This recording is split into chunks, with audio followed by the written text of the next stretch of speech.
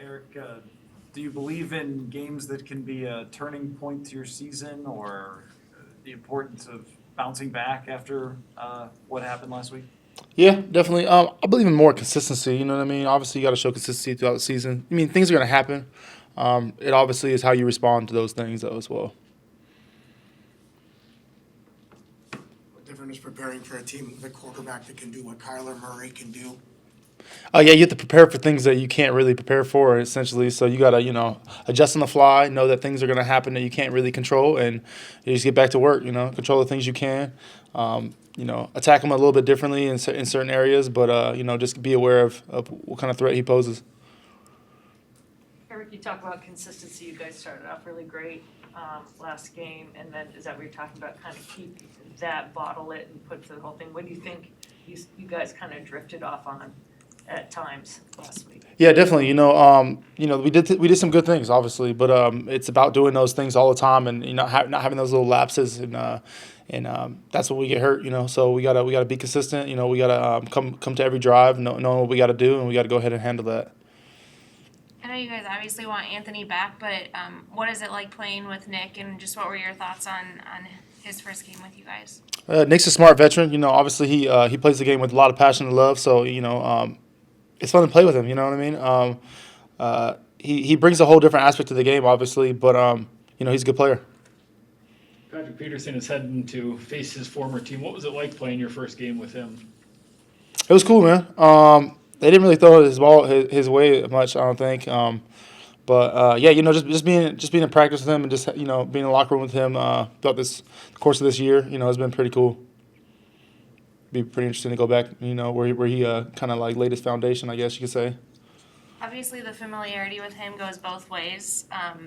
With him going back, they'll be familiar with what he does well, and vice versa. But as a defense, are you guys able to kind of talk to Pat about things that he's aware of with Arizona coaching, trends or anything like that? Yeah, definitely. The personnel, especially, obviously, he's faced some of those guys in practice and knows some of those guys. Every year is a different year. They're gonna have some looks that they probably haven't put on film yet against us, and we got to just adjust us accordingly. What have you noticed about his ability as a leader? I think last week he said Chris Boyd's been attached to his hip, but it seems like all the DBs in that room gravitate towards him. Yeah, it's just the years of experience, and just the years of experience at the high level he's played at. I feel like if you're not trying to get some information from him, or just see what his aura is about, then you're not in the right sport. You should cling on to guys like that, and he's good for the locker room especially. Pat was saying that DeAndre Hopkins is kind of that guy that invites physicality. You can't kind of play that. It's like a mental chess game, he said. Most players, you try to be physical with them, get inside their head. How do you react when a player kind of is like that with you, and it is a chess match? Yeah, you play chess with them. You're gonna take some wins, take some losses, I guess you could say, throughout the course of it. But it's about winning the match essentially. I mean, I try to keep that chess reference, but it's really what football is all about. You know what I mean?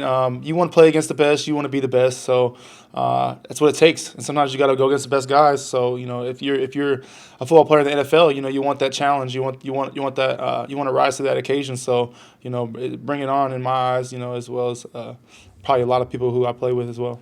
Eric, what was that first game like for you behind Tomlinson and Pierce, now that you have that bigger front in front of you? It was good. It was obviously our first game. A lot of things we got to correct and fix as the game goes on. But just what those guys bring to the table, and moving forward, how much we're going to learn and build off of that, it's going to be awesome. Have you seen a defensive line rotation that was as interchangeable as they sort of were? You know what? Like, obviously, I feel their presence when they're in the game, but when they be switching out back and forth, all the guys are pretty disciplined and capable. So it happens pretty seamlessly, I guess, throughout the course of the game, and the coaches do a good job rotating them, keeping them fresh. So it's pretty good.